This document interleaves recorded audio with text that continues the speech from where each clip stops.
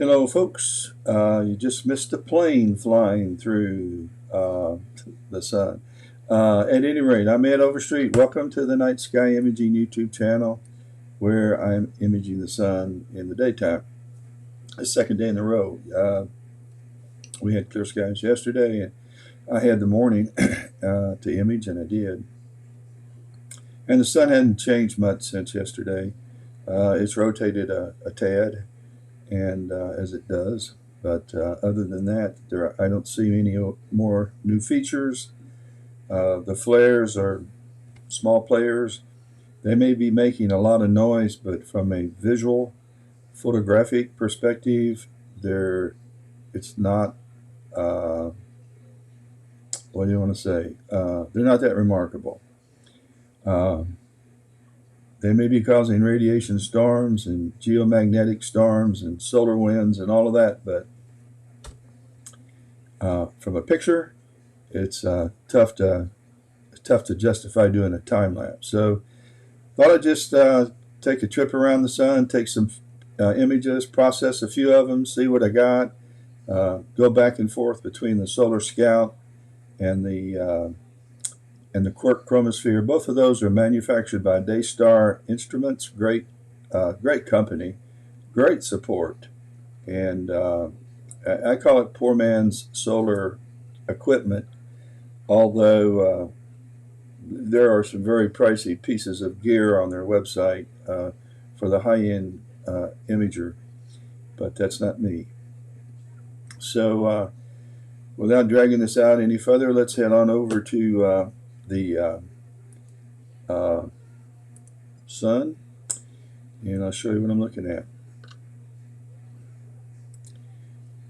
This is a view of the bottom southwest part of the sun using the Quark Chromosphere that is attached to a 174 ASI 174 mono camera.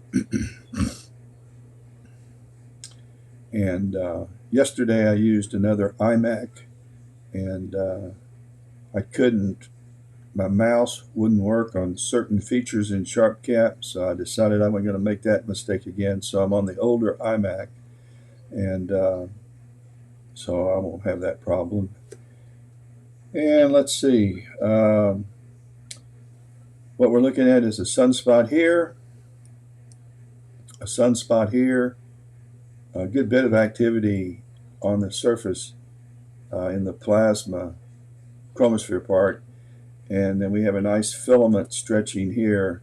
I love to photograph those over a time lapse and watch them snake their way around. If you're fortunate enough that they happen to be moving when you're doing your time lapse. Sometimes they are, and sometimes they're not. It is a good day. Seeing is better than yesterday. The sun's not bouncing all over everywhere. But I'm still having a struggle getting my focus where I think it's at its best, and probably due to my eyes more than anything. So let's take a trip around. Let's see if we move south. We're going to raise the sun. I did take some flats yesterday that I'm using today, but I see a piece of dirt on, and this is on my sensor. It has to be sensor dirt. It's not flatting out, so I'm going to have to deal with it. It's not a problem unless you're doing a time lapse. Then it's a problem, because if your image moves from frame to frame to frame to frame, this little thing just bounces around during your movie. Okay, now let's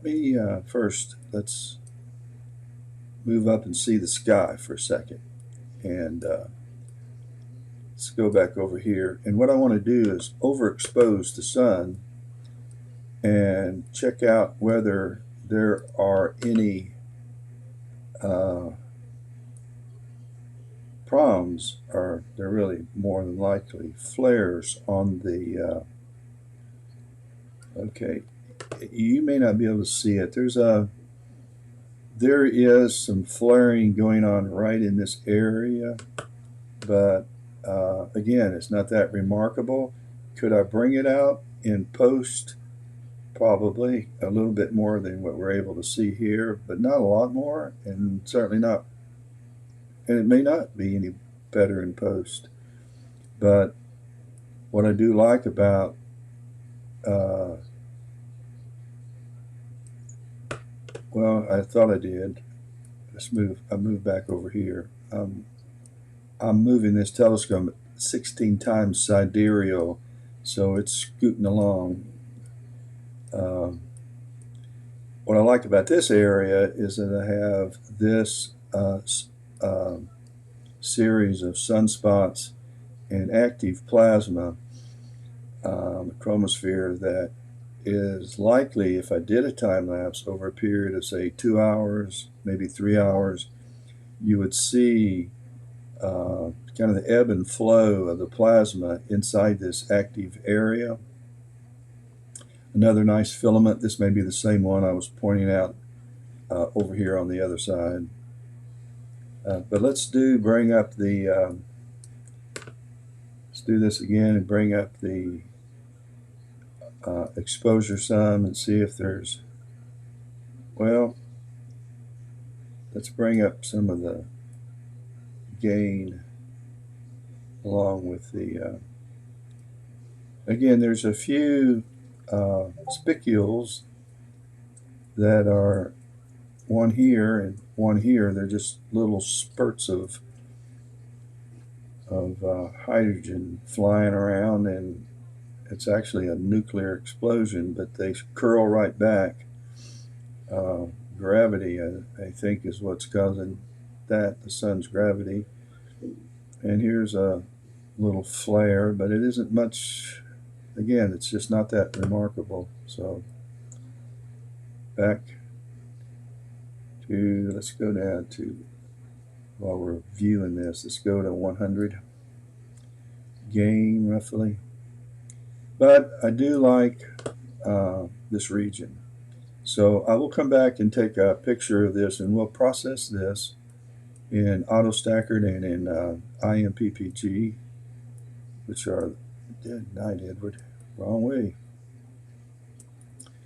Okay, let's continue to, in the center of the sun, we have some active regions too. I've kind of overexposed this, and it's only by the way I've manipulated these vertical lines on my histogram. I can dumb down and stop. I'm clipping by moving this bar inside. This area of this histogram represents all of the pixels that you can see. Everything else is dark. So when I move the exposure inside this, I blow out, or I clip the pixels on the right side. I actually don't clip them if I took an image. I'm only clipping them as I visually look at the sun and make it better to look at. I'm trying to add some contrast to something that's not that contrasty. And so at any rate, then I'm going to leave it about there. Let me bring this up just a little bit. And so we do have, I need to bring it up a little bit more because we've got some active areas there, and let's see what that looks like. So if I take a look at the limb of the sun, I see some more dirt on my sensor right there, but there's a little more flaring, no more just surface activity. When I say surface, on the limb of the sun that you can see. And these are actually kind of neat to have in a time lapse because they are really moving more sometimes than the extended solar flares that you see and the occasional CMA that you capture, coronal mass ejections. Well, again, let's just leave this overexposed right now, and I don't know if I'm supposed to go south, no, north. You know me, you know I never figure it out. Oh, here we go.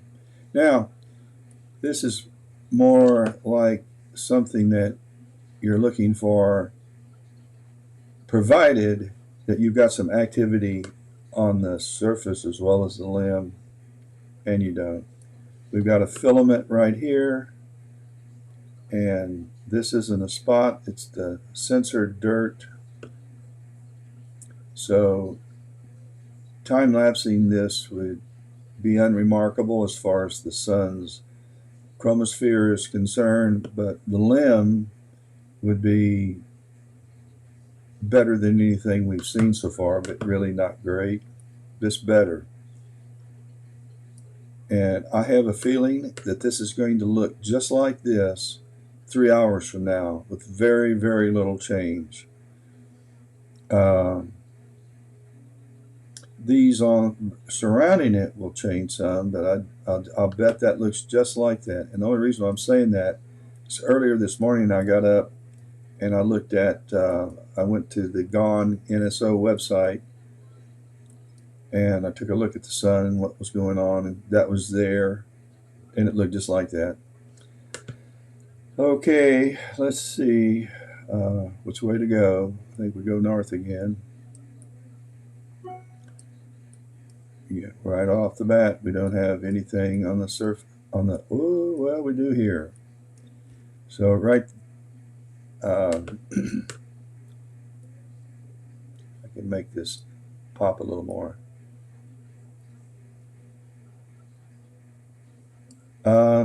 It's just not probably going to look like anything but smudges, a smudgy surface, but there is some flaring going on that if I took a picture, I could reveal it. And I'll show you, because we will. We'll take a picture of this northwest part of the sun, and we'll take a look at it, and we'll see what it looks like. It just so happens that this points towards the north and this the west, and that has nothing to do with the fact that I could change the rotation of my camera. This would still be north and south, but the sun would be oriented different. But this is actually, forget this hand controller, this is actually the north pole of the sun, and we're looking at the west because the sun rotates from over here to over here, and so everything is moving from the left to the right. And so we do have something up here. We'll come back and check that out. Let's see, we want to go back this way.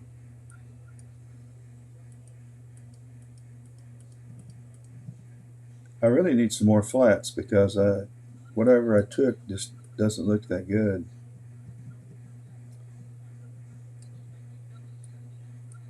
And oh, here we go. Here we go. Now, this one, this looks like it's already arcing. There's no doubt that this shot up at some point in time, and now it's arcing back by the virtue of the gravity of the sun.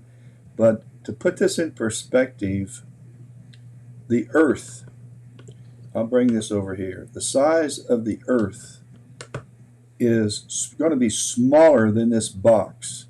It's going to be about the size of the O on the word on. So if you consider that the Earth is somewhere in the neighborhood of 24,000 miles around, and the diameter is somewhere probably around 10,000 miles, that you're looking at, if this was the Earth, say 10,000 miles, the width of that O, then 10, 20, 30, 40, probably 40,000 miles high, this sucker has jetted, and now the sun's gravity is pulling all that explosive hydrogen, whatever, back down to the sun. Pretty cool. But as Tamitha Skov points out, she's the space weather woman. That's where our space weather comes from. That's where our auroras come from. That's why ham operators have good DX and bad DX. That's where our geomagnetic issues are affected. This is what causes it. Okay. All right, let's bring this back down to something more visual so that we can see the surface. And let's change this. This is moving. Let's change this back to 8 times sidereal. It's going to fly off the page in a minute. And let's head out to the other telescope and bring up the Solar Scout. And this will give us a view of the full disk.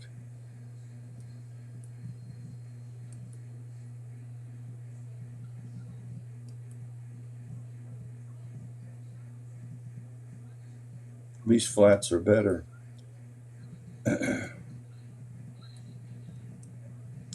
Okay, that's pretty centered. Let's move this out of the way, and let's all right, also this is the north side. This is where we have some flaring going on. If I should bring up the gain, you're going to, this was the flaring over on the other side. This is the one that I said is going to look just like this when it's all said and done. Later on today, here's that other flare. There's a bump. So there's just not much to photograph. Again, there's a lot of science going on around the sun, but not much to photograph. Also, if you notice, I have a tilt adapter to keep the Newton rings from appearing on my sensor. And when you tilt the sensor to combat those Newton rings, you end up with a very sharp area and an area that's not so sharp. You can see that right up here.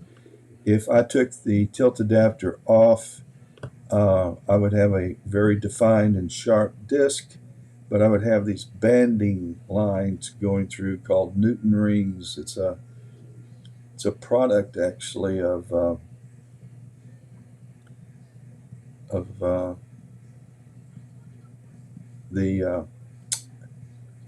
well, I don't know what it is. It's I've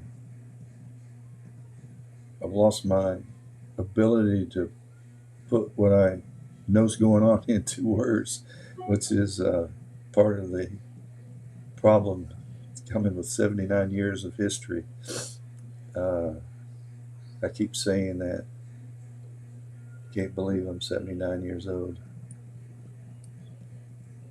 Doo-dah, doo-dah. You know what I'm noticing this whole sun is, I gotta move this over because it's not all in the, what's going on here? Why isn't this whole thing in, All right, let me figure this out. Let me go back to my software because you're not seeing the entire, no, you're not. So how are we going to fix that? Let me try a new scene. There you go. And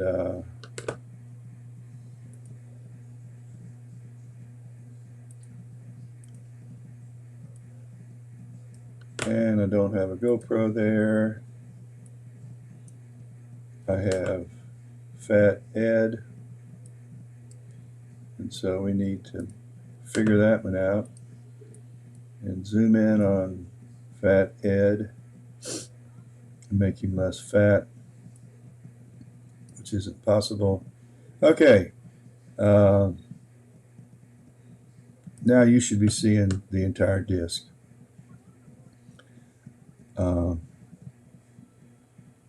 All right, let's get rid of that window that you can't see that I can. And I'm going to take the the exposure down on this a little bit, a lot bit as a matter of fact, and I want to let's take the gain all the way down, and let's go up to about 2.2. Nope, not enough. The sun will get brighter as it rises in the sky. It doesn't get brighter, but the atmosphere between my sensor and the sun will add to the luminosity. Okay, we're going to take a picture of this. We're going to call this Scout. And we want to make sure that I've got the right external drive connected. So that was yesterday. We need a new folder. We are in the last day of crazy September, and we'll apply that. And let's go ahead and knock off. How many do we want to take? 500 is a gracious plenty for this. Let's knock off 500.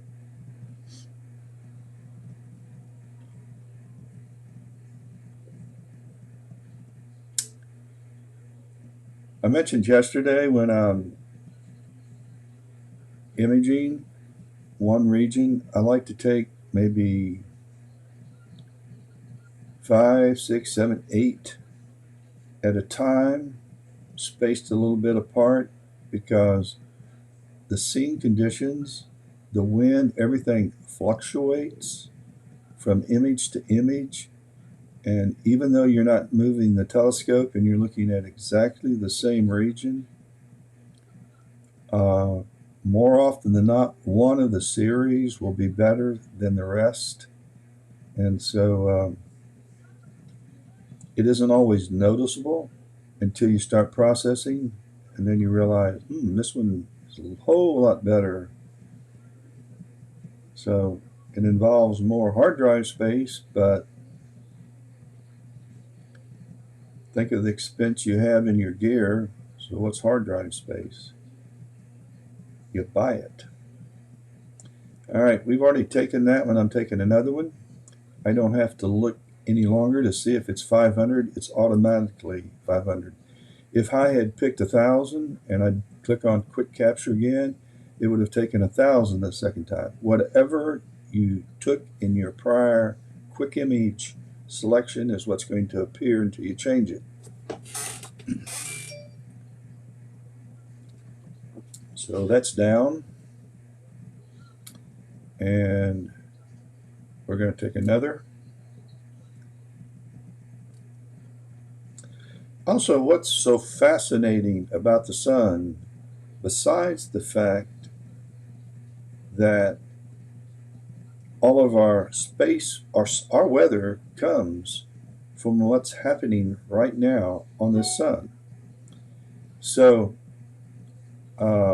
there's a whole new science called space weather.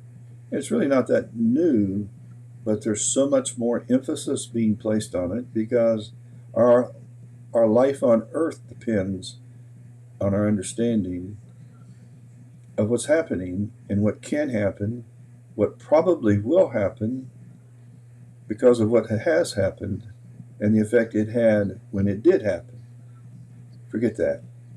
We just need to know what's going on in order so we can predict future events and prepare for them. Because what we don't want happening, which is not likely to ever happen because we're braced for it, is a repeatable impact on from the geomagnetic forces of the sun on our grid, which takes away our ability to use electricity. And we wouldn't last long if that happened. Gas pumps couldn't pump gas. Air conditioning would be history. Refrigeration would be over. Grocery stores would no longer be needed. Farming would be the next survival source.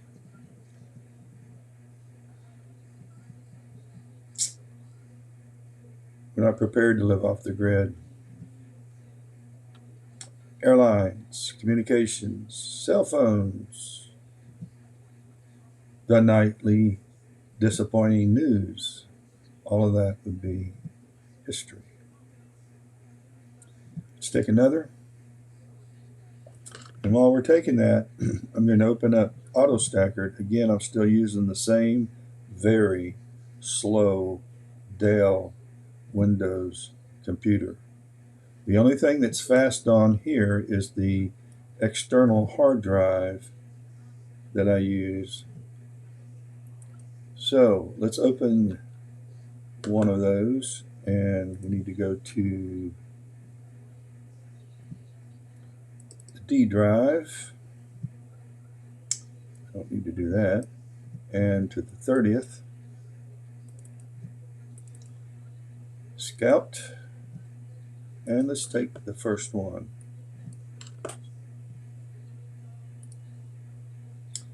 And we'll open that.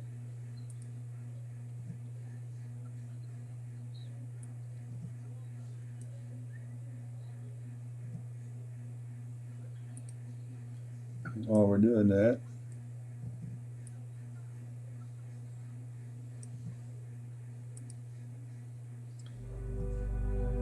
let me see if I can't add a little mood music. All right, here we go. I need to reduce this somewhat so we can see our sun. And find a place to, let's just hover over this. I'm going to use my control key, click, and I'll center this reference box over this sunspot, and it will use that to analyze the alignment and the sharpness. I could have scrubbed through this image to look for sharper frames. There's 500 frames to look through. Honestly, sometimes you can see one that's clearly sharper, but most of the time they all look pretty much the same. Particularly on this Scout.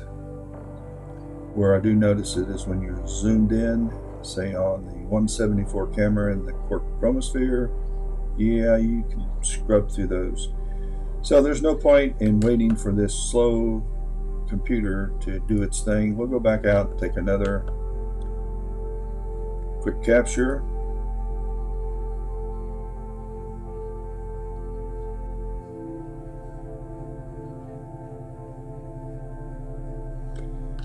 But the surface is really appealing. This is a monster filament stretching up there. We have another good size one streaking here, here.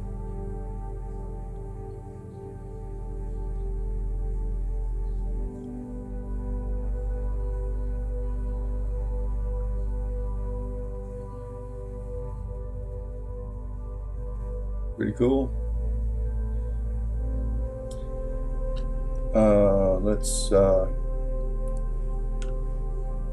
I did a football game last night, and let's go to solar, the Gong website. Let's just bring that over here. This is a good website, Gong2. It's an NSO site, and this image is 5 minutes long. And I'm going to click here. Sometimes the whole image comes up, sometimes it's not ready to be presented, but you can always play the video of the last 24 hours. And so you can see the sun is moving from left to right. And I'll stop it right towards stopping it right there. And this is where the sun is 5 minutes ago. This is what it looks like.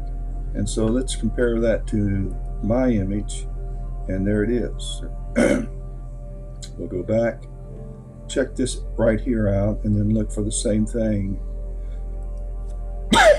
There it is.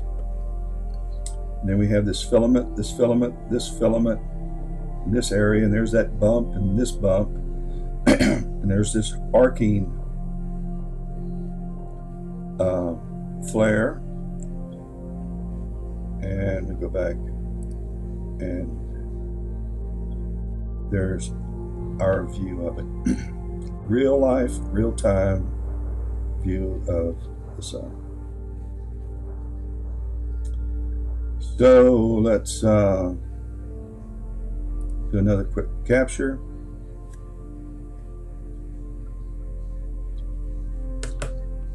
I'll check out auto stacker. It hasn't even finished buffering. It took 201 seconds to run surface stabilization. If I brought that inside and ran this on this other laptop over here, 10 seconds, maybe 25 or 30 seconds, but not 200.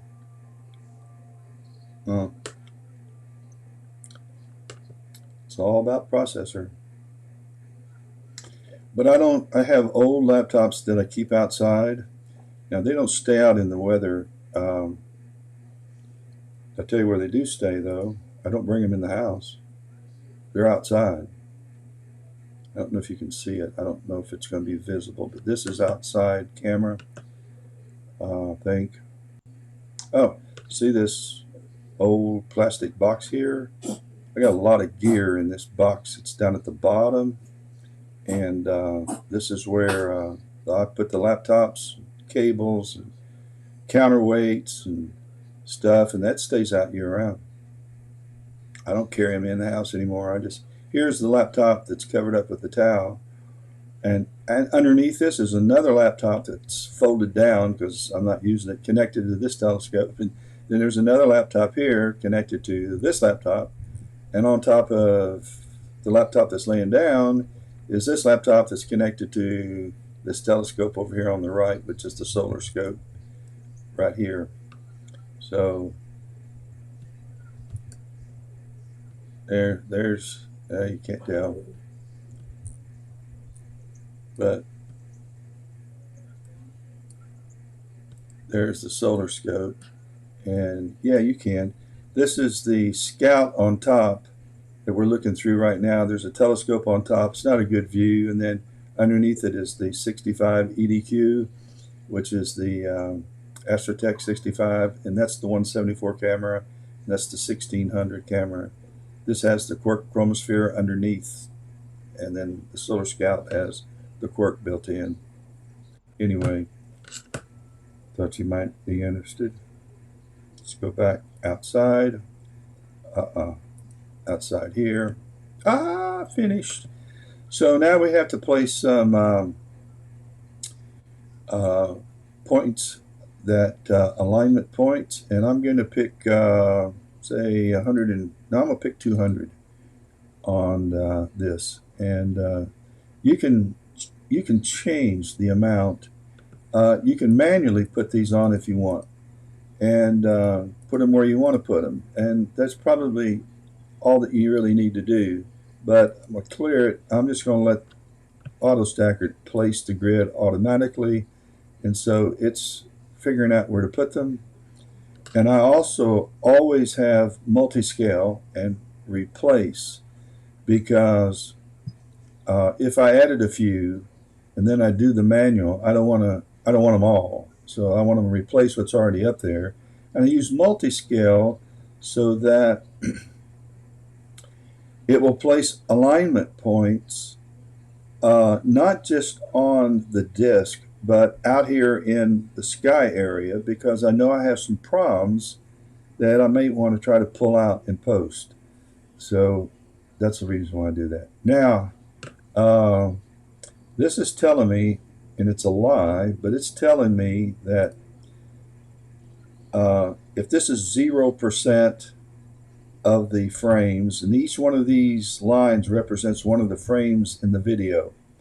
If this is 0 and this is 100% of the frames are being represented, this is telling me that where this line is right here, that roughly this would be the 50%, 75%, so roughly 65% of my images are better,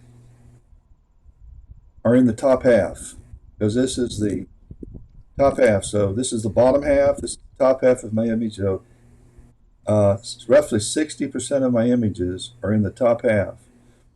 Now, it only crosses this top 25% right here. So this tells me, if this is 25%, this is telling me about 10% of these frames are in the top 25%.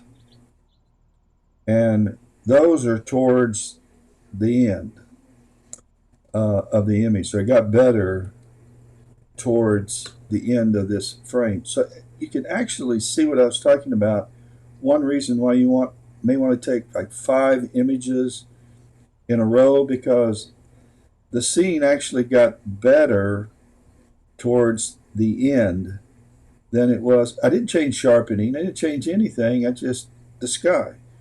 And what's going on between my camera and the sun changed enough that I have more images in the top 25% over here than I do over here. If it doesn't make sense, that's okay. But I'm going to keep 12% of these images, and so let's stack them. And what it's going to do is stack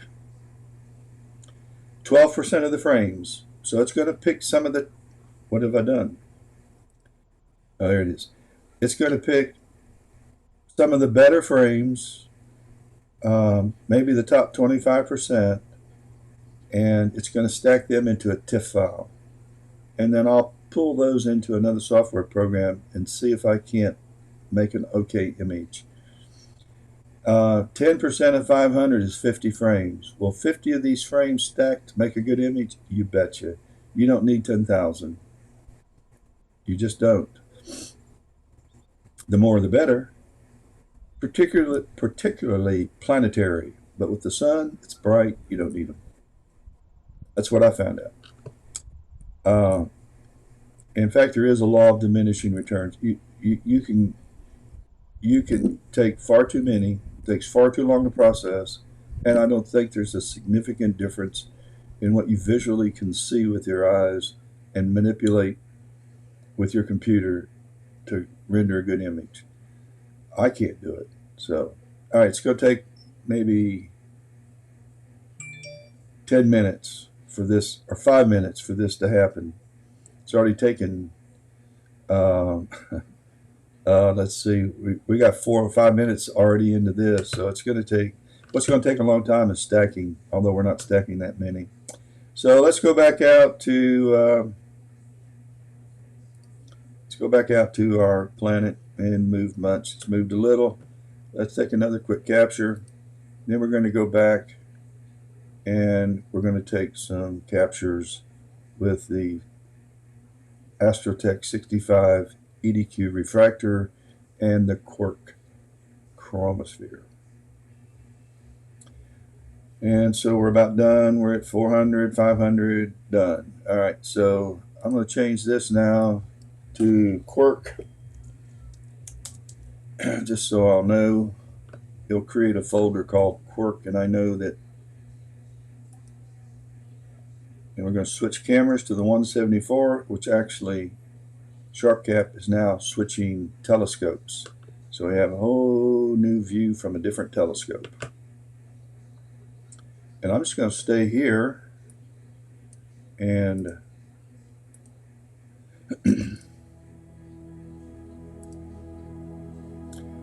I thought I had a uh, 9:30 soccer game to go see my grandkids play soccer this morning, so I didn't know I was going to be able to do this. There's a huge 20-team cross-country match at a school where I take a lot of images, do a lot of sports photography, and I had decided not to go there so I could go see my kids play soccer, and found out it's at 1:30 today. So I get to image the sun until almost transit. So I'm going to go ahead and take a capture of the southwest part of the sun. And this time, though, I am going to take, with this, I'm going to take 1,000 frames, because the top 25% of 1,000, if I take that many, I may be able to pull out of the top 25% more frames. I'll try to explain it another way as soon as we're into AutoStacker again with one of these. All right, so I'm going to hit quick capture as soon as it's done. So I'm going to hit quick capture. It's going to take another one.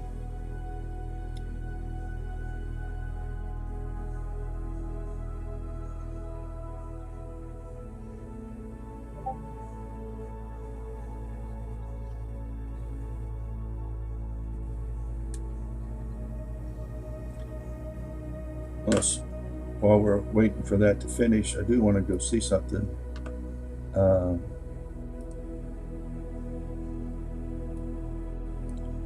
If you are into solar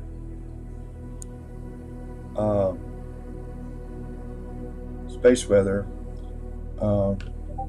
spaceweather.gov, and then solar wind, you can check out this website. It will tell you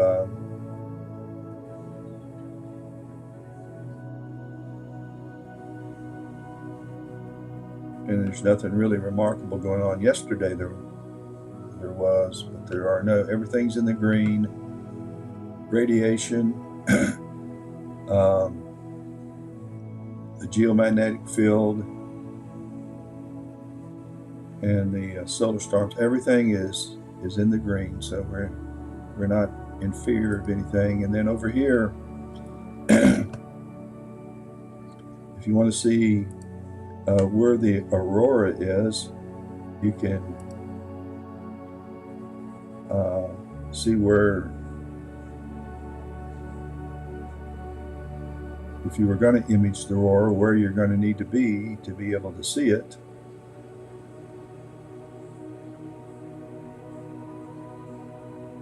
I wouldn't know this if it wasn't for space weather woman Tamitha Skov, S-K-O-V.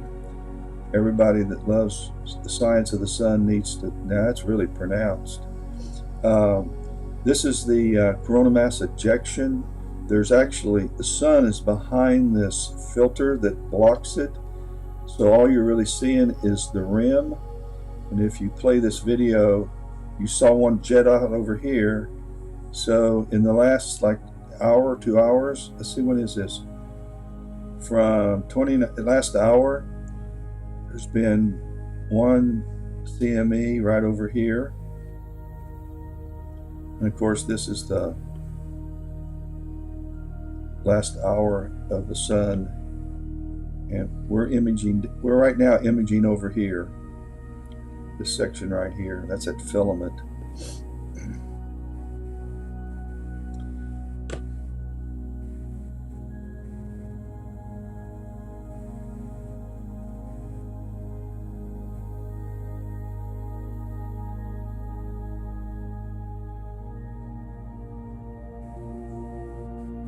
So a CMA was thought to have erupted in and around AR 3430, right over here.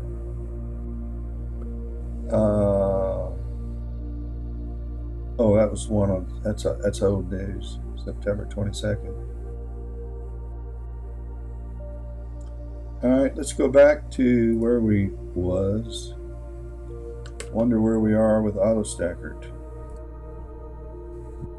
We're on stacking. Took out 204 seconds to find a reference frame. One of the better ones out of the 12%. Now, when you're using AutoStacker, you can selectively pick. You want to, and not selectively pick, but you can pick the number of frames you want to stack. You can just say, I want to stack 20 frames and type that in. Now, there's also, and it'll create a folder. If you want to stack 20 frames, then write in 20. And then when AutoStacker is finished, it will create a folder called 20. And that's what you know is in there. And you could also pick 30, 40, or 50. And it will have 5 or 4 folders. Down here, rather than pick specifically how many frames you want, you can take a percentage of however many you took. And you can pick 12, whatever you want, 20, 30, 40, 100%, and process them. It takes a little longer to process all 4 folders. Can you imagine if we did it with this computer? So, and you don't, but you could.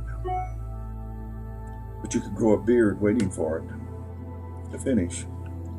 Okay, let's take one more here and then move on and take another. We'll come back to AutoStacker and we will process that image of the Scout.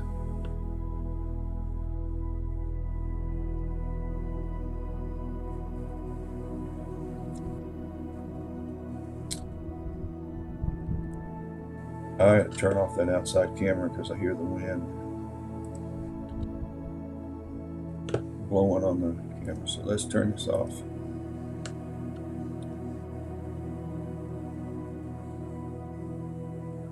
All right, now let's get my hand controller where I can see it, and let's long way again.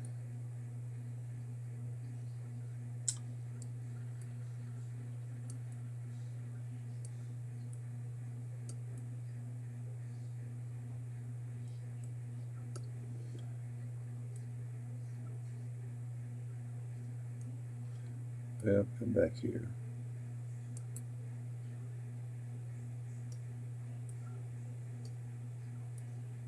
Let's do the center west side of the sun. And let me check my histogram. Ooh, we need to raise the exposure a little bit.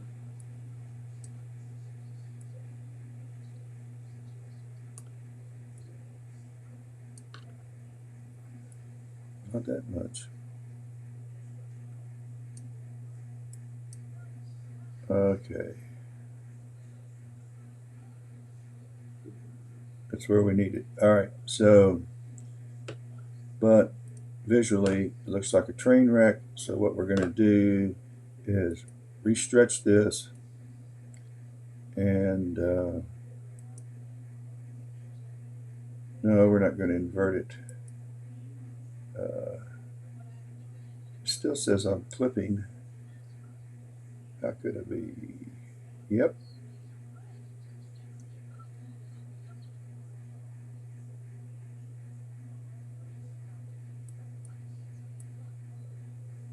Bring that over.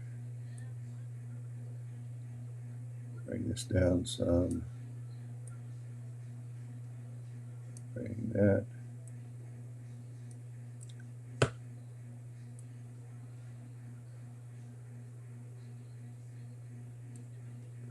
Let's get rid of that histogram. And fiddle with this a little more.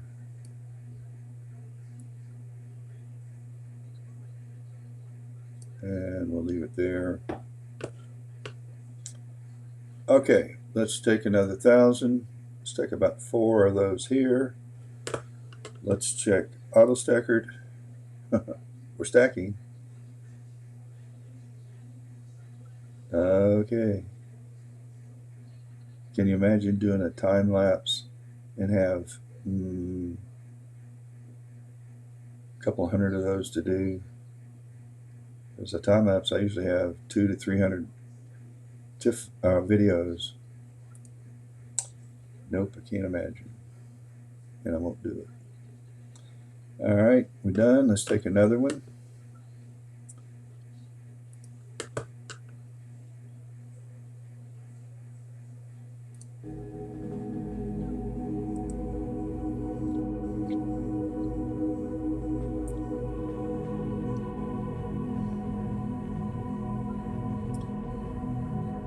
Let's take another one.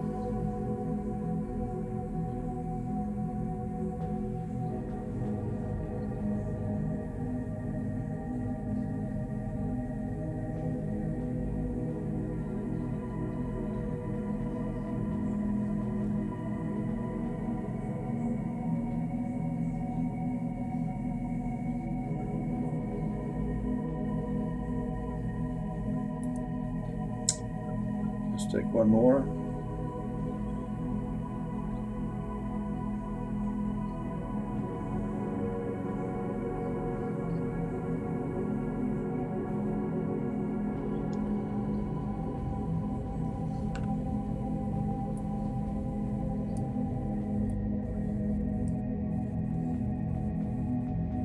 And it's about done.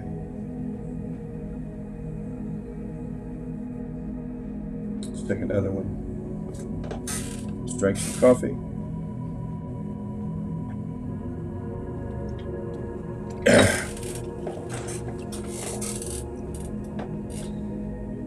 I gotta confess, I don't like to go live on Saturday morning when I don't have, when I'm imaging, because I've got a television right off to my right.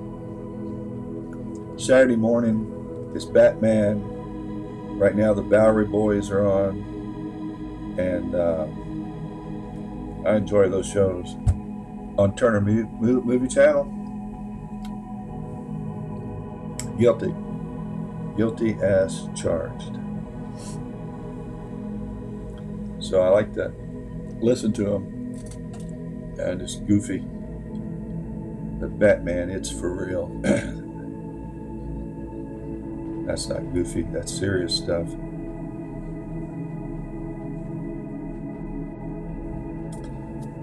Cross my heart.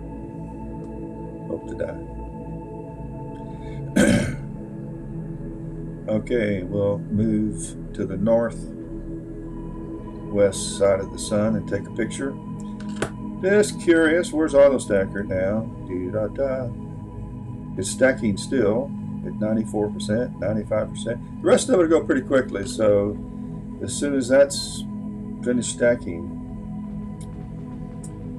map analysis and recombination, that'll be pretty quickly, comparatively speaking, like 50 seconds. So you can see it moving along here. We'll just wait before we move the telescope and take the northwest side. We'll go ahead and process this. Don't get hung up on me.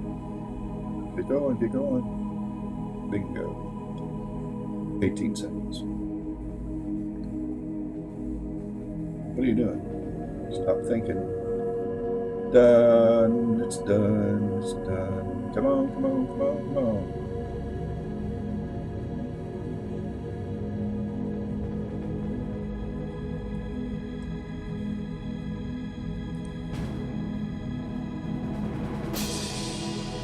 Hey. All right. Okay, let's open up IMPPG down here. Looks like Fog. Great software, free software, as AutoStacker. I don't even think IMPPG even has a place where you can donate. They may, but it's been so long. I should know. All right, we're going to do the Scout, and here's my 12% folder I was telling you about, and there's our first image, and we'll just see what we got. The easiest way to do this is you can do the zoom and bring it in if you want, but these two boxes right here allow you to fit the image to the window, and this allows you to select and process the whole image at one time. Now, I'll bring it in, but if you don't process the image at one time, and you can go up here to edit and select and process all. You can do that too. I usually do that. But if you don't, then when you process this, the only thing that's going to get processed is so you can save computer. You got a slow computer like I have outside, and I'm doing this on, then you can make your adjustments and see how it looks in this box. Then you can apply it to everything. That's the idea. But I'm going to go ahead and process all, because I have found it doesn't take really, and that box will go away as soon as it's calculating down here, because I already have some things applied. So what I'm going to do is I'm going to go ahead and take this up to 4.2. and it's adding it down here. It's 26%.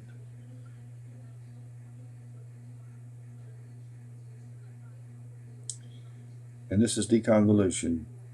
Now, I never go that high when I'm using the Quark Chromosphere. I'm usually up at about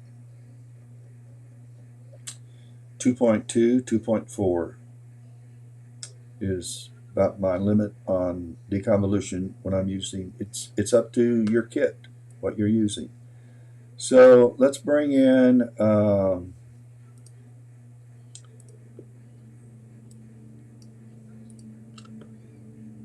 curves. I'm moving boxes you can't see, some you can. And I want to put an anchor point. Let me look at this first. This is my histogram. These are all of my pixels.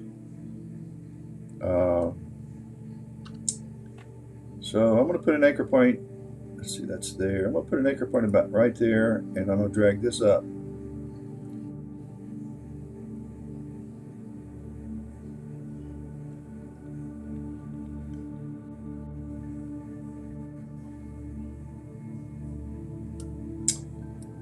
Okay. I'm going to pull this down a little bit, and this has got to come up to give that oval shape, that roundness to it. I got problems up here on this rim, so I got to figure this out.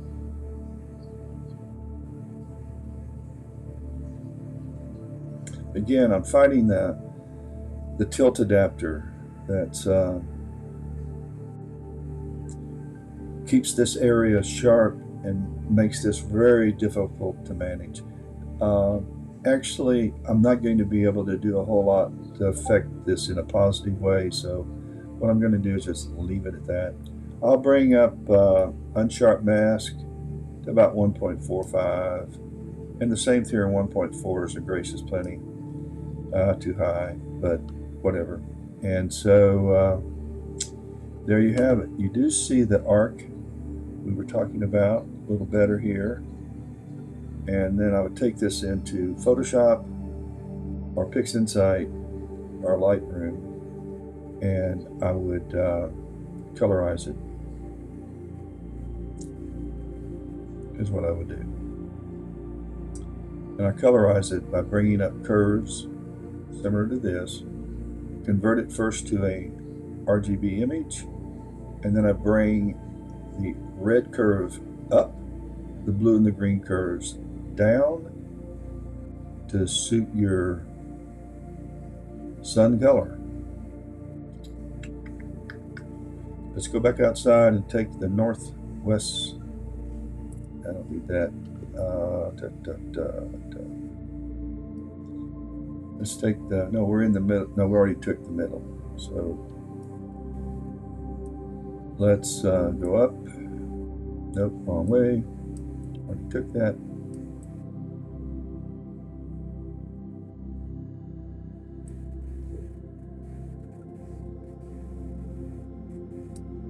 Okay, stop. We don't need that much sky. Wrong way again.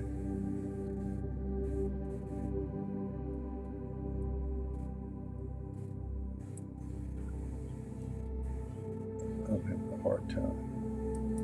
Come on, mount. Come on, mount. Okay, there's our. All right, let's knock off a quick capture here.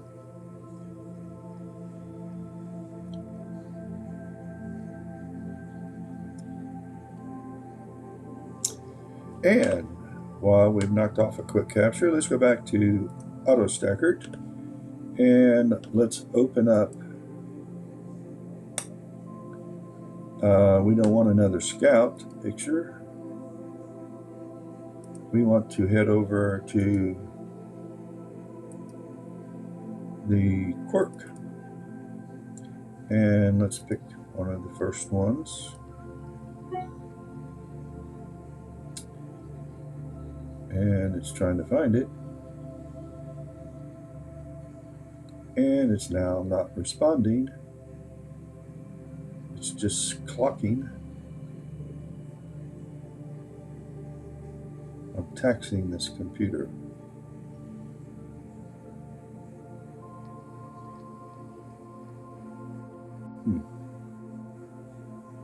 While it's deciding whether it's going to crash or not. And if it crashes, I'll just sign off, go out, restart it, and finish my images. So let's take another. Yeah, seeing's a lot better, a whole lot better. The sun is pretty stable right now. I hope that's the situation tonight. The moon is going to be an aggravation, so I'll have to narrowband image tonight.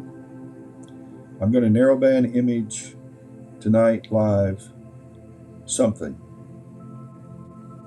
and I'm going to photograph Saturn, and I'm gonna any planet that's up, we're going to go look at it. Saturn primarily, and later on Jupiter. But let's try another quick capture, and let's go see if AutoStacker needs to be. Ah, goody! It finally. All right. Honestly, I just, this is not going to be a real good image because I was really kind of underexposed. I'm going to go ahead. There's no point trying to move this box other than I might want it showing some sky. Since there's nothing there, it can really, well, there's something here to reference. But if I show some sky, then it can align along the limb of the sun, help analyze it. There's that filament. But if you look at this, you're going to think, wow, what a wasted image. There's nothing there, nothing to look at. Do not give up. There still may not be nothing there, nothing to look at, but we're going to process it anyway. While it's doing its thing, let's take another.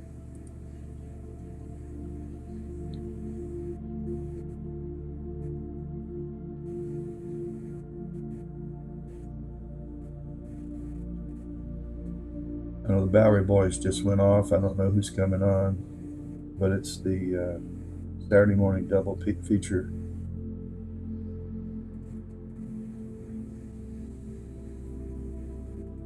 Huh. Let's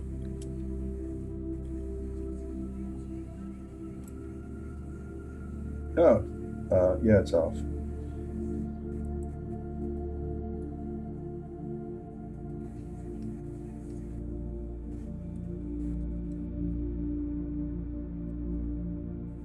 Da, da, da, da, da, da.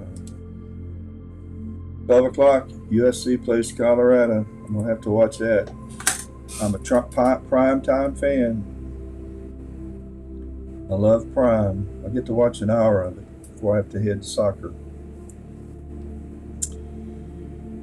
Soccer.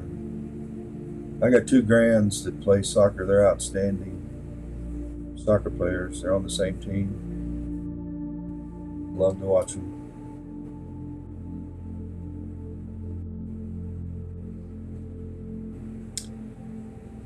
And okay, we'll take one more. Then we're going to move to somewhere else. Tell you what I am going to do.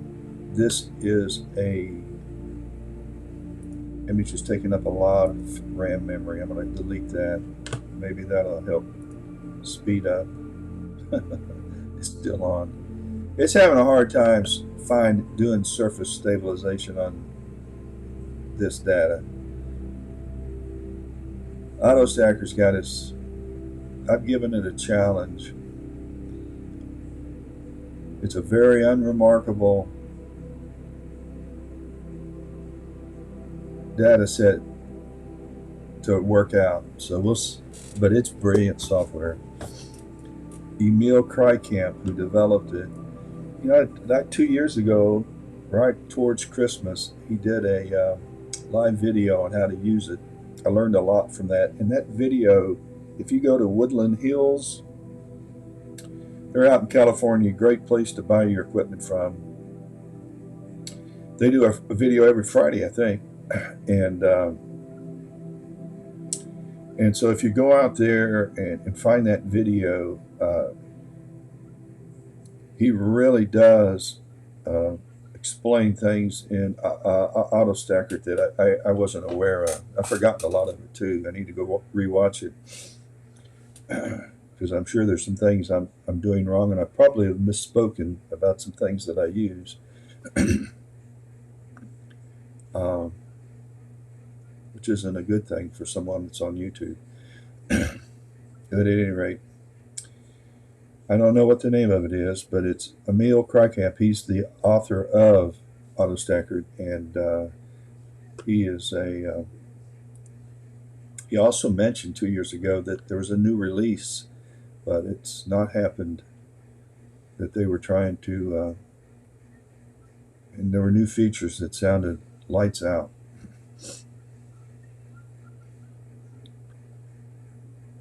I don't think it's come out. I checked that first year about every month. Anytime I went on and did some solar imaging, I would check. It may be out, and I just don't know it.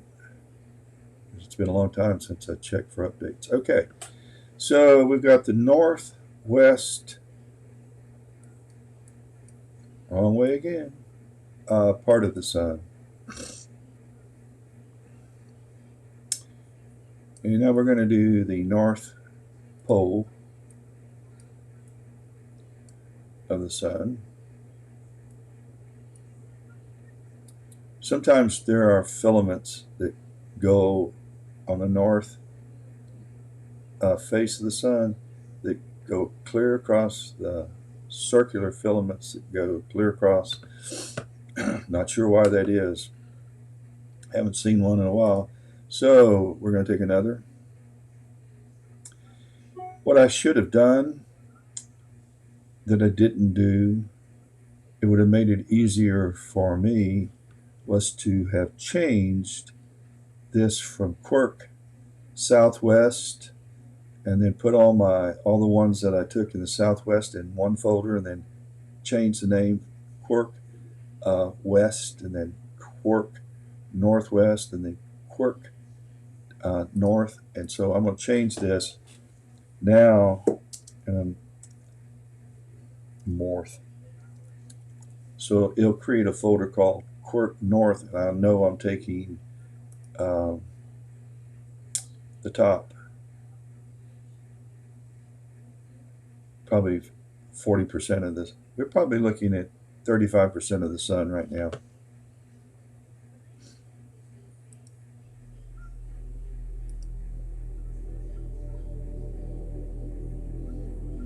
Let's see what AutoStacker's done. Already finished. Okay, looky here. Everything is below.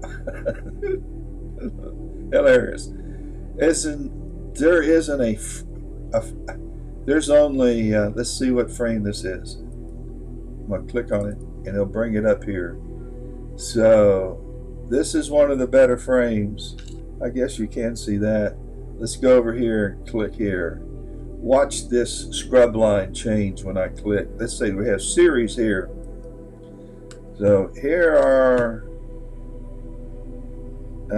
this don't look that much. Well, this you can see a little better, but I underexposed it. That's our problem. All right, so let's just keep 12%.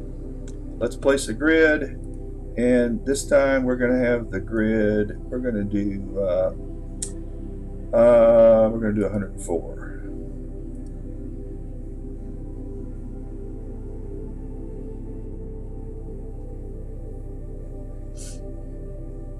We are. And so we'll stack, so I'll have a different, just stack 11%. because we did take 1,000. And you can tell down here how many took, because at the bottom of Auto Stacker, it's got number frames. So it'll be faster. It won't be a lot faster, but it will be faster simply because this is the image size here is what was the tell you real quick. The capture profile here is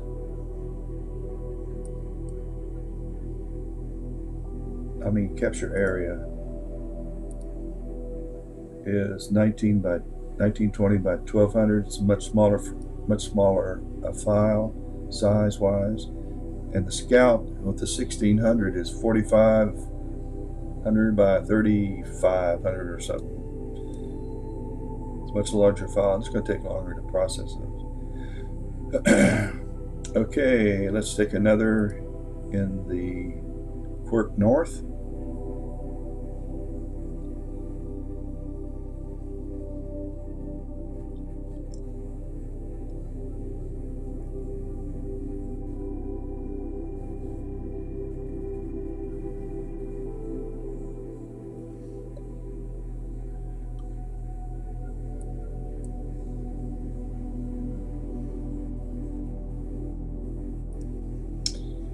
And we're about done. I'm dropping a lot of frames, and the reason is the cable I'm using to the hard drive. I've got I think I left it in here. I know exactly why I am, and it's even having to buffer. Let's take another. That external hard drive is a ScanDisk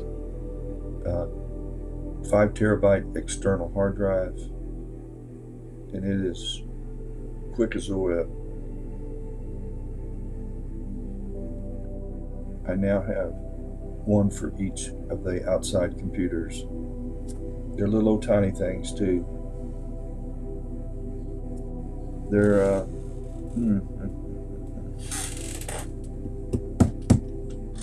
oh, one was up here.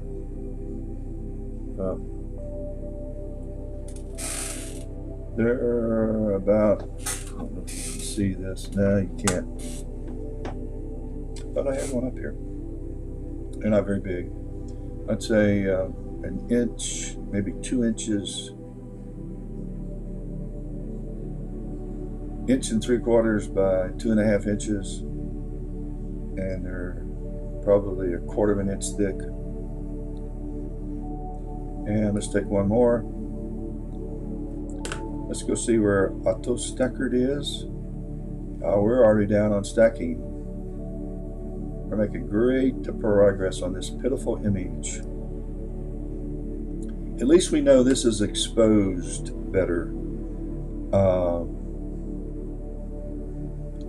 I might go around and retake the west and the southwest portion of the sun. Probably won't. Not because of the folder and the naming, but because I think all of the west and the southwest are underexposed.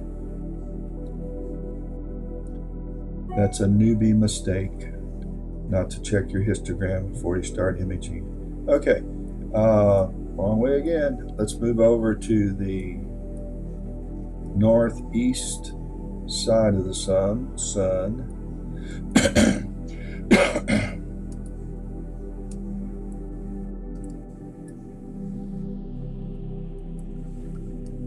Wrong way.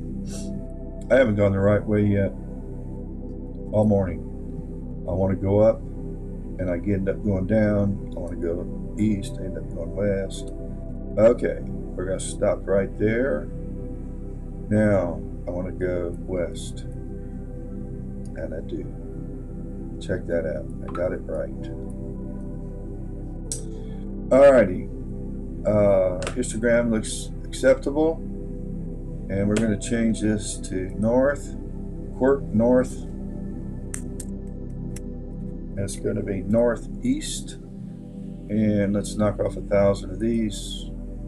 And if you're just joining, I'm going around the sun, and I need to adjust my histogram so that you can see better contrast on the surface of the sun. And while it's taking it, I'll try to do just that.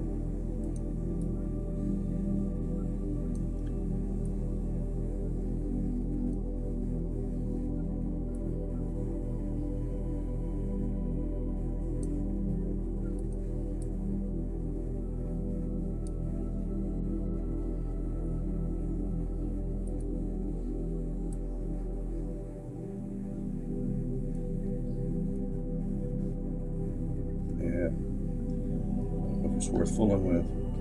But I've got it as good as I can get it focused wise, although it may not look it. All right, we've got to quick capture another.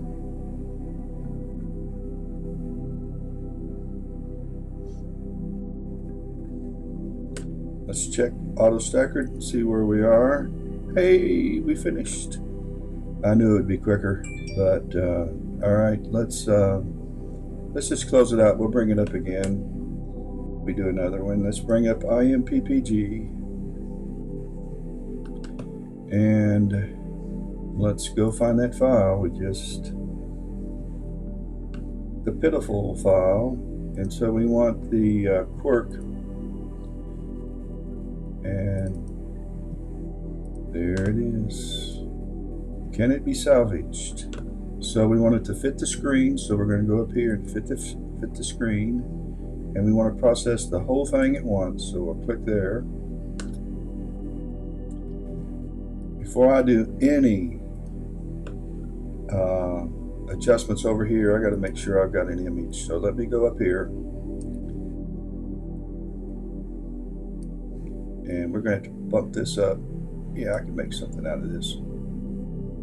Not much.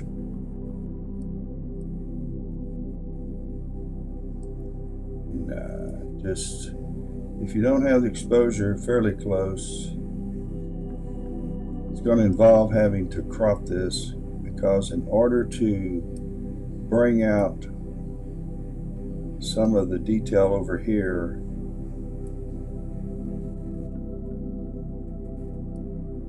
there isn't anything on the surface. So you know what I might do? I wonder if inversion would, and let's reset this, and let's go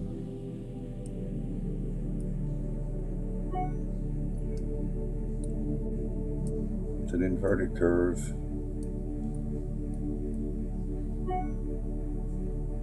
And see if it's really the same thing. All right, let's bring deconvolution up to 2 point. Let's go up to 2.6, which is high for me. And let's bring this. I don't usually adjust these, but 1.5 and 1.4. You can use the sliders, and it's a loser. Period. There's possibilities that you could. I don't want to dumb down the sky a little, baby, but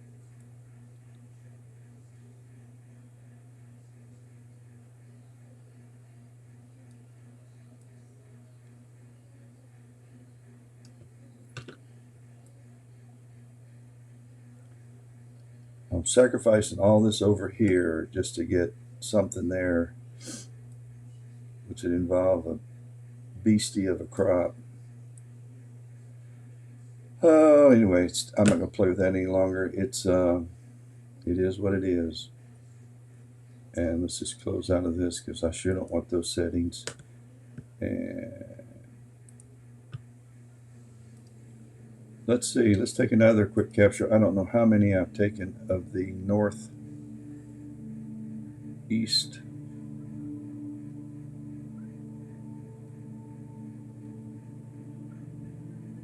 Let's process one of those. Northeast. Open. And Quark.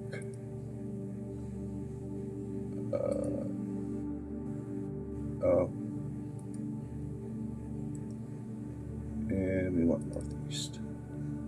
Pick the first one, doesn't matter. And let's bring this down a little, get it all in.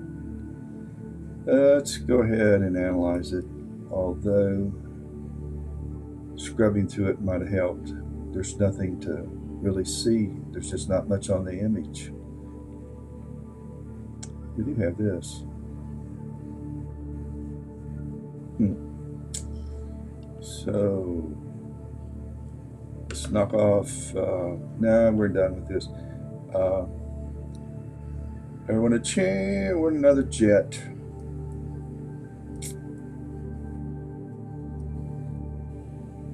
Another jet just smoked me.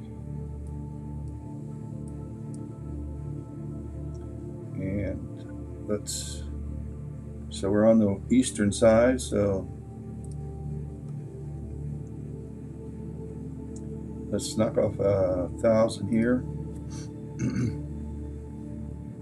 I'll play with these later on tonight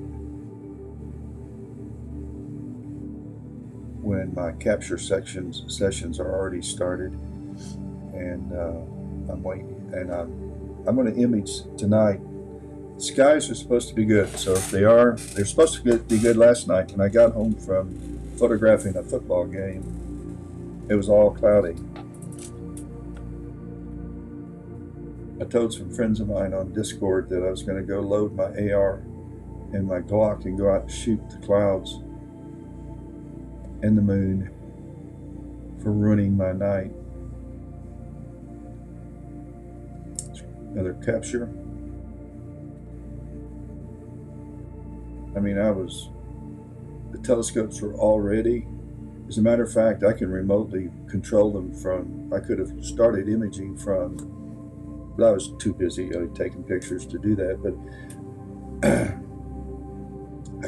I could have controlled them from my phone while I was at the game and had it already started. And when I was at the football game, the stadium lights are so bright you can't see the sky. I mean, there's no. I don't even know if I saw them. I don't think the moon had come up when I was, or it had risen up above the stadium anyway. I don't recall seeing the moon. By the time I got home, I saw the moon and I saw the clouds. Take another. Let's see where auto stackered is. It's just having a hard time with these images doing surface stabilization. It's taken like 200 seconds on all of them. Yeah, it is what it is.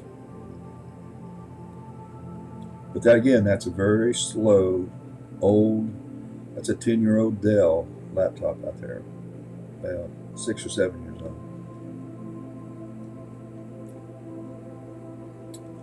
Let's take one more.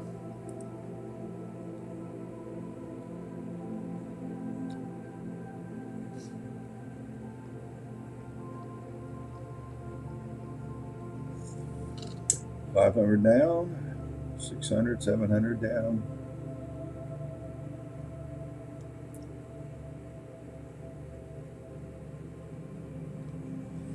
And let's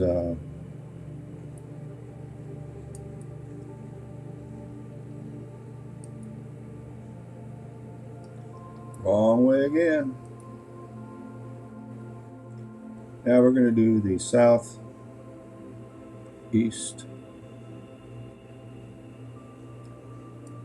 This is by far the most remarkable photographic part of the sun we've seen so far, maybe. So we're at the southeast, and let's knock off 1,000.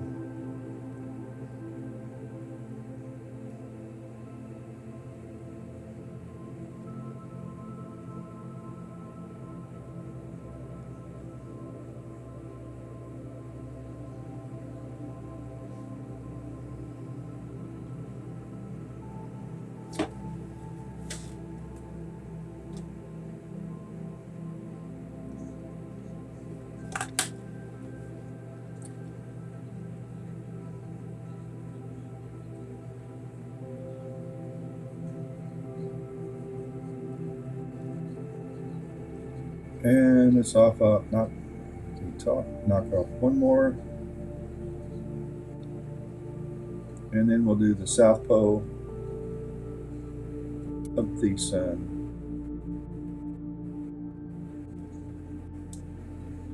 and then I'm gonna go into the center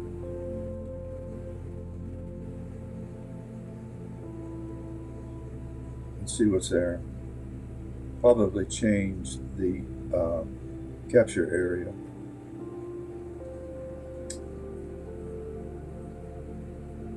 Okay.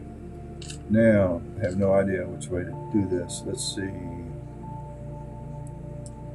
Hey, you got it right. And I think north is right too. Ah, crap.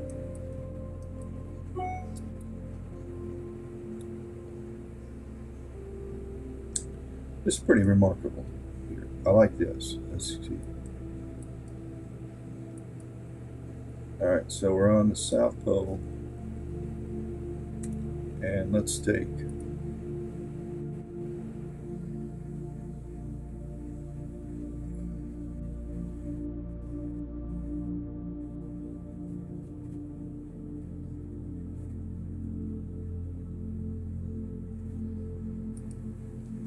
and let's see where auto stacker is. Finished. Alright, let's make this here again. Scene didn't improve in this image over the course of taking 1,000 frames. There's as many in here as there is in this part of in the top in the first 25% into this image. There's as many above the 25% line as looks like. Maybe there may be a little more in the last part of the image, but it's pretty consistent scene throughout the whole image. But I'm going to only keep 10% of this 1,000, and so let's go ahead and place our grid. I'm using 104 points for sample, and let's stack it. Go back and take another quick capture of the South Pole. I could make a mosaic if any of these images were any good, and they're not. They're just not.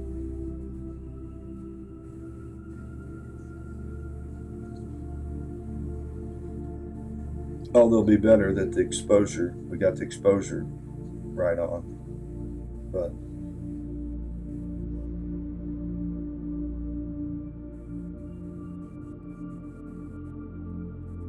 another.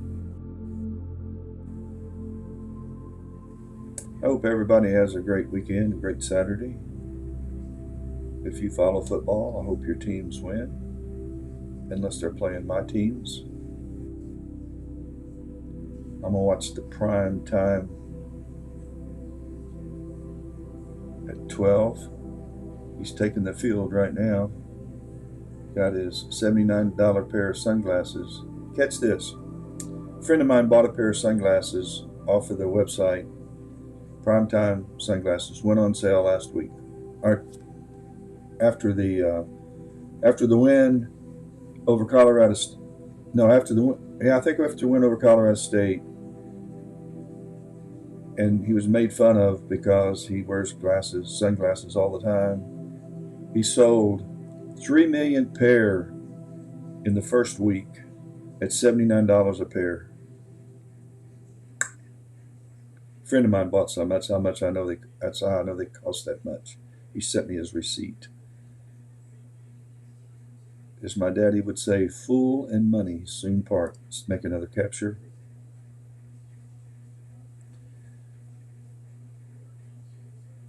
LSU plays Ole Miss.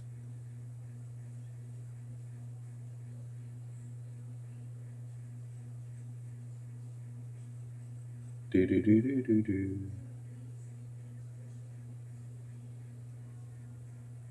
I'm probably the only ex-football coach that does astrophotography that's become a nerd, and I have. I am now bona fide nerd, and I'm proud of it. That's a T-shirt. I'm going to make it. I'm a bona fide Nerd, and I'm proud of it. Nerd and proud. Yeah. Geek. Nerdy, geeky pride.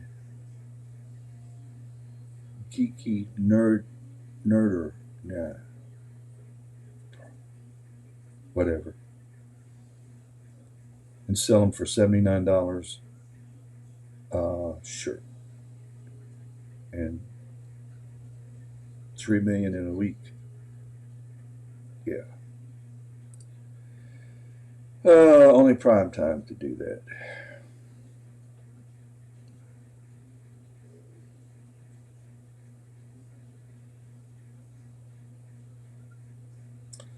Notre Dame at Duke. I'll take Duke. Mark Stubbs is a sports fanatic. Imaging the Sun, Mark.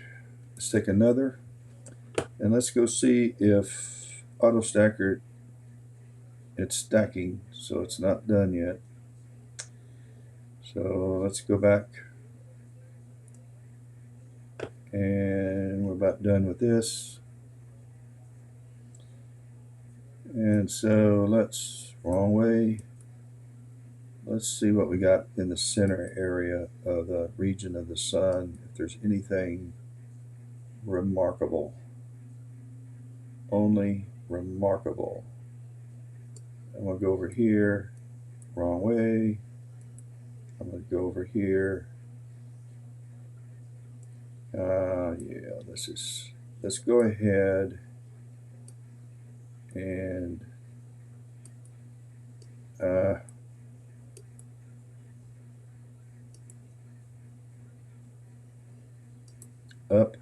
up, east, please, east. Let's change the capture area from, let's go down to 800 by 600. Okay. I know my flats will need to be retaken. I'm not going to worry about it. Okay, and here's the reason why. See that dirt? I don't care. Look at the dirt here. So I do need flats. Let's go down to focus and see if we can, well, let's do a couple of things before we start to focus.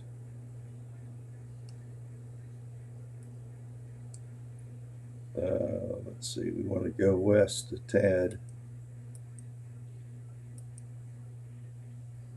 And great day, that isn't good. That is just not good. It's not sharp.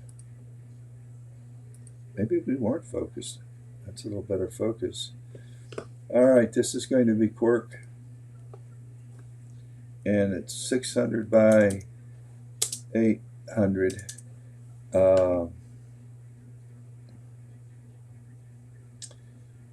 I'll take a flat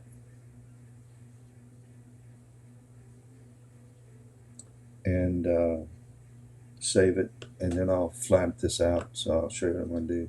All right, let's take 1,000.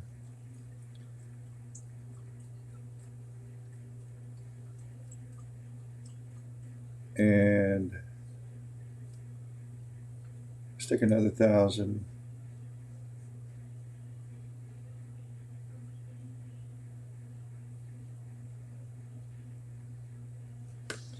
Let's raise the exposure up a little. A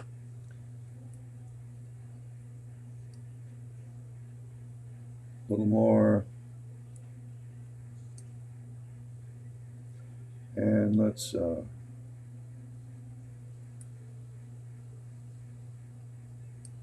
take another 1,000.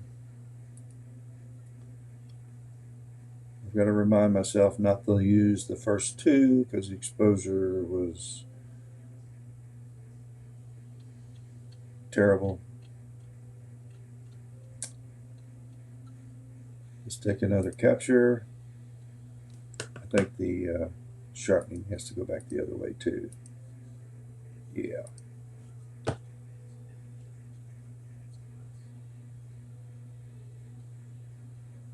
Let's take another, and then I need to take a flat frame. So I'm not going to use the sharp cap. I'm not going to use sharp cap capture flat. Well, no, I'm not going to use that. I've already taken these images. What I'm going to do is just defocus 1,000, and there's my dust. I'm going to call this Quark flat. I'll create a folder and put this flat frame in, and I'll let Auto Stacker take this crap out. And let's take 200 of these.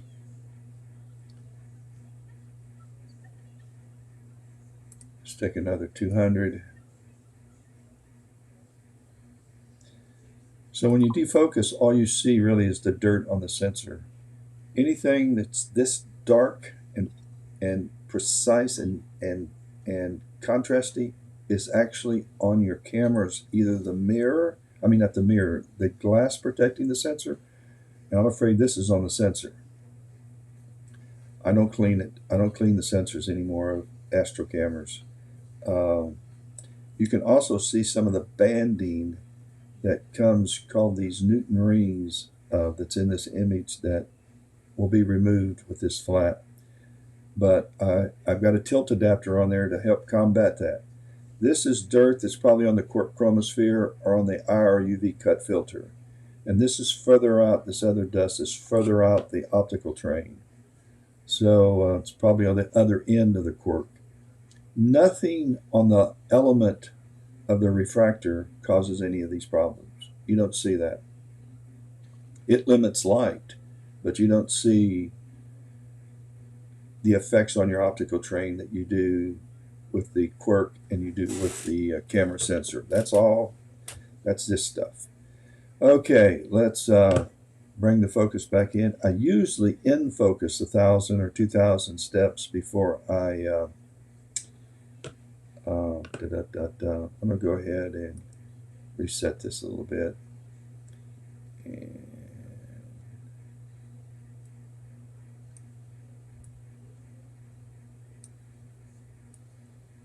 And let's take another.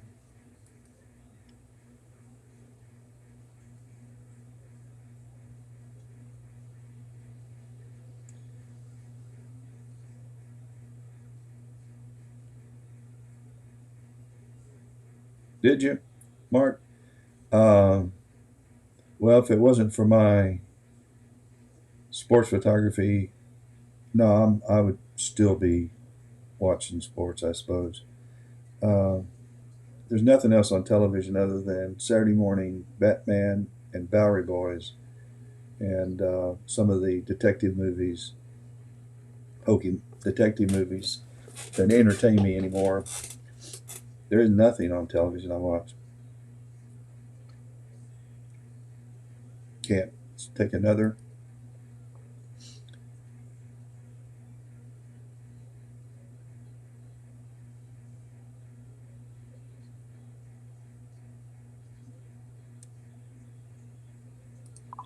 And another. Then let's go back to Auto Stacker. This is surely done. It is. Let's go process this image. We'll close this out. And well, I'll tell you what. I'll show you how I would process. Let's process that image, and then I'll show you how I would use flats to get rid of that stuff on that image. All right, so let's open up. I forgot what I'm processing. Let's go back to Quark. We were on what did we processing? The southeast? Nope. The south? Nope. What was it I did? It was at the northeast? Yes, 10%. All right. So that was the last one. So let's fix this. Let's process it all in one fell swoop. Let's bring this up to 2.4, 1.4, 1.3, and let's take our histogram up here. There's our prom. It isn't a prom, it's a flare.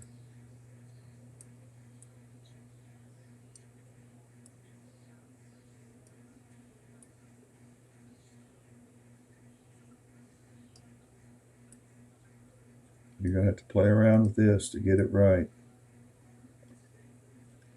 And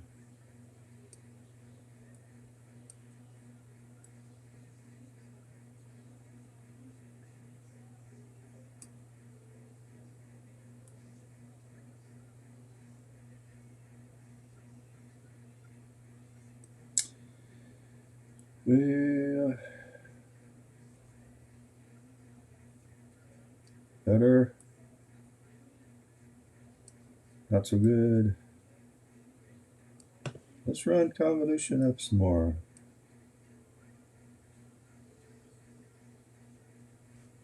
Lost my flare, so let's come back to that. Let's bring this up.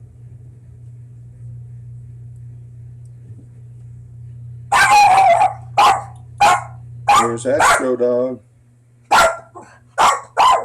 Mimi, my wife's just returned. Astro. Shh. It's Mimi. It's Mimi, Astro. She feeds you. You eat because of her.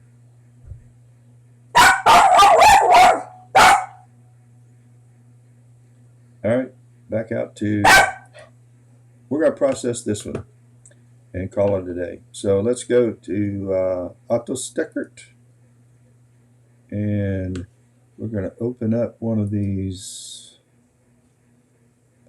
We're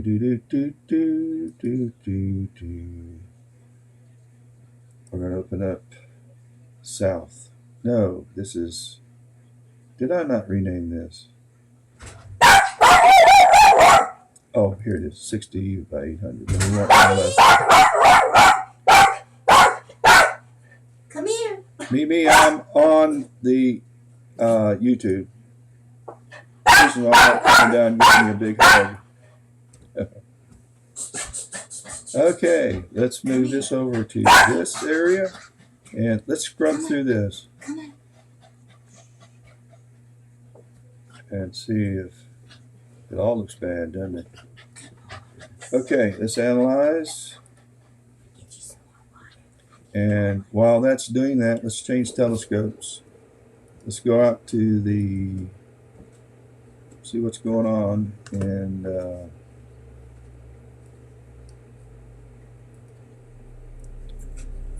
let's see.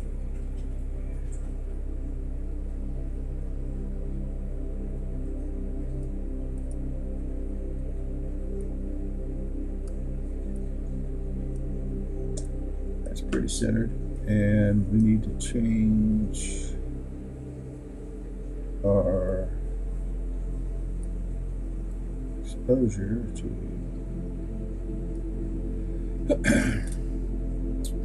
I see some thin layers of clouds passing by.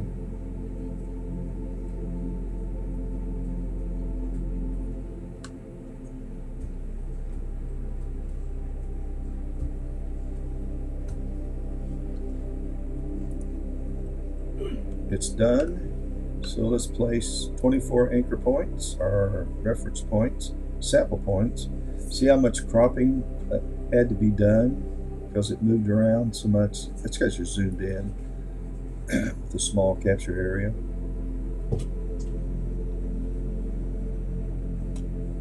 Oh, look how bad things are. I'm saving 10%. I took 1,000. Let's save 5%.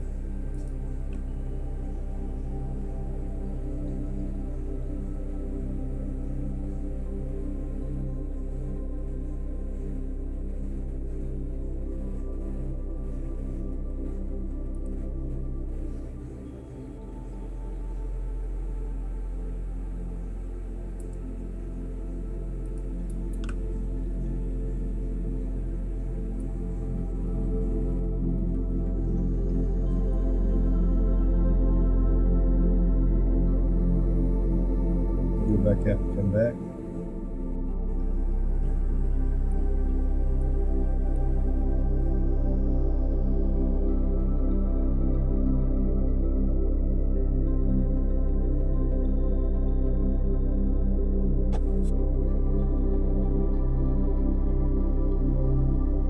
We are so dependent on this. And I mentioned the reasons I really enjoy imaging the sun. It's always changing. Jupiter always looks like Jupiter. Of course, the red spot and the moons give you different views. But Saturn, the rings are the rings. Time I first imaging it this week, nothing's changed. But the sun changes every day.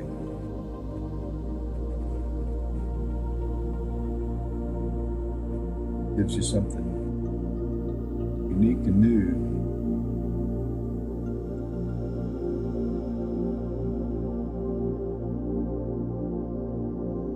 Go up to, let's see.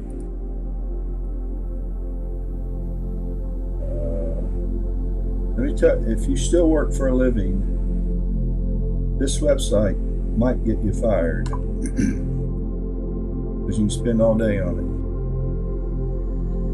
Let's say I want to look at daily movies, and I'm going to click up here, and I'm going to go to yesterday, 29th, because I'll show you how you can look at the most current. I'm going to select the 29th. And then I like 193 and 171. This is your probably some of your best views. And this is the sun yesterday as it rotates over a 24-hour period. Is that not cool?